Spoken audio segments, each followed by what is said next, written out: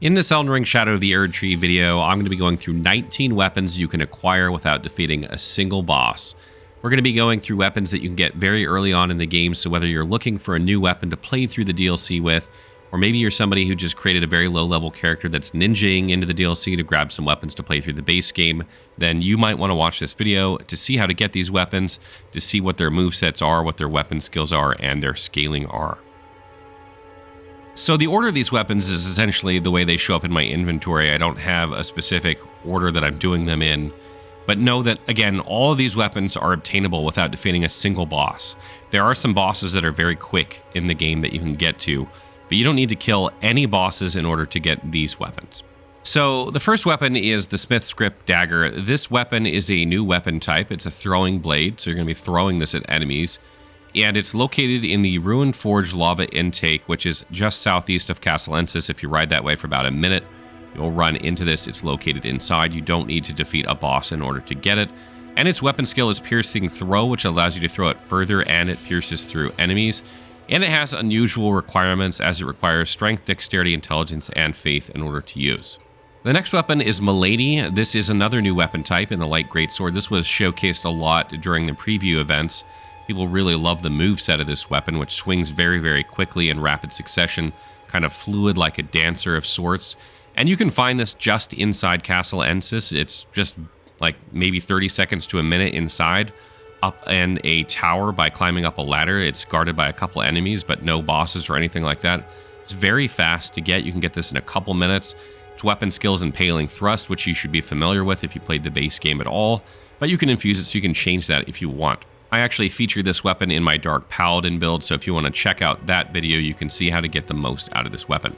The next weapon is Moonrithill's Night Sword. This is a Colossal sword.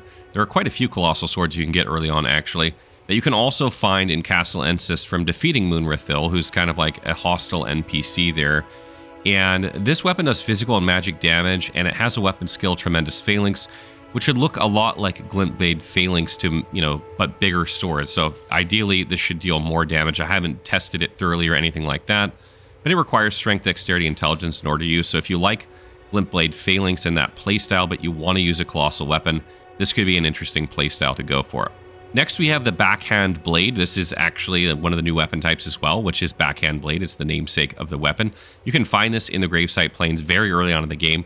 You can literally just ride over to this weapon on your horse and pick it up within 30 seconds. So if you want to do a Backhand Blade build, you could go grab this really, really quickly. And its weapon skill, Blind Spot, kind of dashes forward and hits behind you with the sword, which makes me think that maybe it'll do like backstab damage or something like that, or maybe it'll do extra damage when it does that. But nonetheless, that's the animation that it does, which is really cool. And Backhand Blade is a paired weapon, meaning that you can, instead of two-handing it, you'll actually use two at the same time, allowing you to get like a much faster moveset that's kind of akin to curved swords, but obviously very different in terms of the attack animations. But it attacks very rapidly, and I imagine these would be a good weapon type for status effects. Next is the Curseblade Cirque. You can actually get this at the very beginning. This is probably the earliest weapon you can get if you're not accounting for time. If you're just accounting for distance, there is a Curseblade enemy. It's kind of sitting up on some pillars that's like just 10 seconds ride straight ahead of you as you come into the DLC. And if you defeat this enemy, it has a chance to drop this weapon. It's a very low chance, admittedly. It took me about 40 minutes to farm it with very high arcane. So it's not one that I expect to drop easily, but it's easily one of the cooler looking early game weapons. This is another Backhand Blade weapon, so it's paired, and you can use this to attack very, very rapidly with it. Even though it is very close to the beginning, it might take you longer than a lot of these other weapons to get, but needless to say, you don't need to kill a boss in order to get it, you just have to spend time farming. And what I really love about this weapon is it has native Blood Loss buildup, so if you like bleed builds, it's a good choice. And Deadly Dance kind of like attacks very, very quickly, and then like does like a kick downward afterward, just like the enemy who uses this weapon. Next, we have the Great Katana. This is, again, a new weapon type. Great Katanas are new to Shadow of the Erdtree. And this is another weapon that's like a minute ride, and you can go pick up this weapon. It's next to a sleeping dragon. If you go over there and just pick it up, you don't even have to kill anything, and you have yourself a Great Katana, and you can put together a build with it. I put together the Savage Slasher build, so if you want to see how I use this weapon, you can check out that video. What I love about this weapon is that it has more stance damage than a regular katana, has very long range, and overhead slash should remind you of Ichimonji from Sekiro. Kind of does like a chop with a light attack, and it does like 3 chops with the heavy attack when you're in the overhead stance. And it also has native blood loss buildup, just like other, katana type weapons. Next is the Messmer Soldier's Axe. This is an axe that you can get that drops from Messmer soldiers that wield it. They'll probably have killed you a few times by the time you're watching this video because they hit like an absolute freight train, particularly early on in the game. This weapon has a unique charged R2 follow-up. So if you do charged R2 and then charged R2 again, it does kind of like a sweep upward and then down, just like the enemies themselves do. And this weapon has War Cry on it, which is, again, is kind of weird, because you don't want to override that unique R2 of the weapon, which War Cry does. So you probably want to infuse this with a different Ash of War, but nonetheless, that is another axe that you can get. Next, we have Bloodfiend's Arm, which is a colossal weapon that drops from Bloodfiends that use this weapon, shockingly. And it's weird, though, because it seems like I have been getting this weapon a lot in Prospect Town. It seems like there's a specific Bloodfiend there who drops this. So I'd recommend going to Prospect Town, going all the way up to the top there and killing the Bloodfiend there, or the Bloodfiends there, and seeing if you get it there. And if you don't, then just farming Bloodfiends who wield it, and you should be able to get this weapon. Its weapon skill is Endure, but something very interesting about this weapon is its heavy attack slams the thing into the ground that does like a blood splash. And the weapon has native arcane scaling, but does not have bleed buildup on it, which means that, if you put like blood grease or poison grease on this weapon, or sleep grease, you are going to improve the effectiveness of those greases due to the native arcane scaling, which is fantastic. Next is the Anvil Hammer. This is another colossal weapon that you can find. This is also located in the Ruined Forge lava intake, just like the Smithscript Dagger. And this weapon is kind of crazy requirement-wise. It has 39 strength, 10 dex, 11 int, 20 faith, and it is a physical and fire damage weapon, and it has a unique weapon skill called Smithing Art Spears that kind of shoot out these like spikes around you when you use the weapon skill. And you can get that in the Ruined Forge lava intake, which I just mentioned, which is not very far southeast of Castle Insis. Next is the Swift Spear. This is a spear-type weapon that you can find on the road just to the southeast of Castle Insis, guarded by a few enemies there. Pick it up off a corpse. It has Impaling Thrust as its Ash of War. What I really like about this weapon is the R1 combo is wicked fast. It's really, really fast. I have hardly seen any other weapons that have that fast of an R1 combo. So if you like hitting repeatedly with a weapon, this could be a good choice for you. The next weapon is Bloodfiend's Fork. This is another spear-type weapon, and it drops from Bloodfiends that wield this weapon, so look out for the Bloodfiends that are holding a spear rather than the Bloodfiend's Arm. And its weapon skill is Barbaric Roar, which is alright, deals physical damage, but this spear has native blood loss buildup on it. There are a couple spears that do. This is another one. So if you like blood loss buildup on your spear, you could, potentially use this one. And another thing that's really great about this spear is the native arcane scaling, which will improve the blood loss buildup of this weapon. Very few weapons have that natively, so it's kind of exceptional in that regard. Next is the Messmer Soldier's Spear. This is actually a great spear, not a regular spear, and it drops from Messmer soldiers wielding it.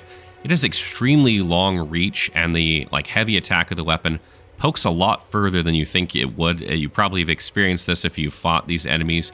It has Impaling Thrust on it. So if you like the sort of heavy attack of this weapon, consider using it. It has very, very long reach. Next is the Pada. This is a fist weapon that's kind of like fists with blades on them. It looks fucking awesome, frankly. And you can find this located at the Church of Benediction, which is kind of southwest of where you start.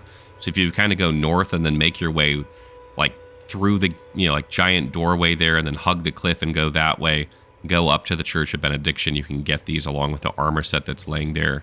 And its weapon skill is physical, or Impaling Thrust rather, and you can change the Ash of War on this weapon if you want. And it's just a fantastic looking weapon that has a fantastic moveset. I really, really love this weapon, the way it looks and feels. Next, we come to the Firespark Perfume Bottle, and this is a new weapon type, Perfume Bottles, that was added with the DLC. You can find this weapon just in front of Castle Insis by the castle front site of Grace there. It's just kind of southeast of that. This weapon does exclusively fire damage, so that could be really interesting to see how that plays out if you use things that just boost fire damage, like Fire Scorpion Charm or Fire Shrouding Crack Tier. And it also scales predominantly with dexterity, so that's quite interesting. It's also infusible. Its weapon skill is Kick, which is pretty bad, so you probably want to put a different weapon skill on it. But I'd be curious to see what happens when you infuse this weapon when you're already dealing fire damage. So you could do Fire and Holy or Fire and Magic or something theoretically, which is kind of crazy. Next is the Deadly Poison Perfume bottle. Again, this is one of the new weapons, Perfume bottles, and you can get this from Theolier for 9,000 runes. He's like just east of Castle Ensis. If you kind of go the direction of the lava intake, he's kind of that way a little bit. And you can just buy this from him for 9,000 runes, so it's really easy to get. And it does physical damage, believe it or not. It has poison buildup on it. It has arcane scaling as well. And its weapon skill is Deadly Poison Spray, which kind of like sprays poison in an area around you. It triggers poison on you as well very quickly. So if you have something like the Mushroom Crown or something like that, or the Kindred of Rot's Exaltation, could work really, really well with this weapon type. Next, we come to like a couple ranged weapons. First is Bone Bow. This is a light bow you can find in Ballarat Tower Settlement. And what I really love about this bow is it has Ranker Shot on it, and Ranker Shot operates just like Barrage, except the arrow's home. So it's a lot harder to miss with these arrows, making it better for like fast-moving enemies, and a lot of enemies and bosses in the DLC are very, very agile. So if you like using Barrage, but you're frustrated when you miss your shots, consider picking up this one and checking it out. And lastly, we come to the Spread Crossbow. This is a crossbow weapon that you can find southeast of Castle Ensis lying on a corpse. Weapon skill is Kick, but the claim to fame on this crossbow is that when you fire it, it shoots 10 bolts at once in kind of like a shotgun spread. So theoretically, you could do massive damage to like a big boss target by firing this into them like point blank. So keep that in mind. If you want to get some like really good burst damage and you don't mind going through your ammo, consider using this weapon. The next weapon is the Horned Warrior's Sword. This is a curved sword that drops from horned warriors wielding them. You can find 2 of these in the Ballarat Tower Settlement. And what's really cool about these curved swords is that they're paired. So you only have to equip one of them in order to have 2 of them. The moveset is absolutely fantastic. Its weapon skill is Horn Calling, which kind of shoots out an AoE in a distant, like at a distant location, and hits enemies in that area. So that's really, really nice. And this can take a little bit to farm, but there is a Site of Grace right next to one of these guys, so you can farm it and get this pretty easily. And as a bonus, there's actually another Horned Warrior in that same Legacy dungeon that has a Greatsword, the Horned Warrior's Curved Greatsword, that you can get as well. I spent some time farming it, but it's a very long run to farm this weapon at this point of the game. There are easier ways to farm it later on, so if you want to get that weapon, I suggest just waiting a bit, progressing the DLC a bit, and then you can get it. Unless you're really, really desperate to have it at the beginning of the DLC, it will take you quite a while to farm. And another fist weapon here is the Poisoned Hand. You can find this in the Ballarat Tower Settlement. It's kind of like in this area where there's all these like fly guys that try and grab you. It's kind of disgusting. But this weapon has a fantastic fist moveset, just like a lot of the other fist weapons. It has poison buildup. I'm pretty sure it's deadly poison that this weapon does. And its weapon skill, Poison Spearhand Strike, kind of like reaches forward and hits an enemy and does a significant amount of deadly poison buildup on them. And this weapon also has native arcane scaling, allowing you to increase the poison buildup of this weapon. So it could be a very, very good weapon if you're trying to use fists and poison at the same time. So that kind of wraps up our video on some very early game weapons. There are other weapons you can get in the game that are also very early on, but you have to go a lot further than this. These weapons, for the most part, can all be acquired within the first 10 minutes of the game without defeating a single boss. There are a couple early bosses you can beat to get some more weapons that are early, in my opinion.